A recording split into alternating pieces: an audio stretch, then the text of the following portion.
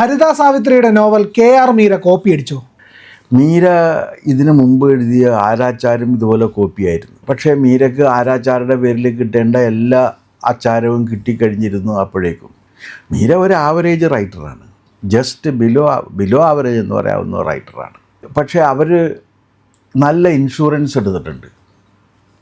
അവരെടുത്തേക്കുന്ന ഇൻഷുറൻസിൻ്റെ പേരാണ് മാർക്സിസ്റ്റ് പാർട്ടിയിലെ മെമ്പർഷിപ്പ്.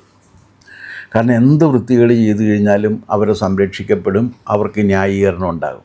ഇപ്പം ആരോപണം എന്താണെന്ന് വെച്ചാൽ സിൻ എന്ന് പറഞ്ഞ നോവൽ എഴുതിയ കക്ഷി ഇവരുടെ നോവൽ പകർത്തിയതാണെന്ന് ഇവരും, അതല്ല അവരുടെ നോവൽ പകർത്തിയതാണെന്ന് അവരും പറയുന്നത്. രണ്ടുപേരും പരസ്പരം ആരോപിക്കുന്നത് പകർത്തി എഴുതി എന്നാണ്.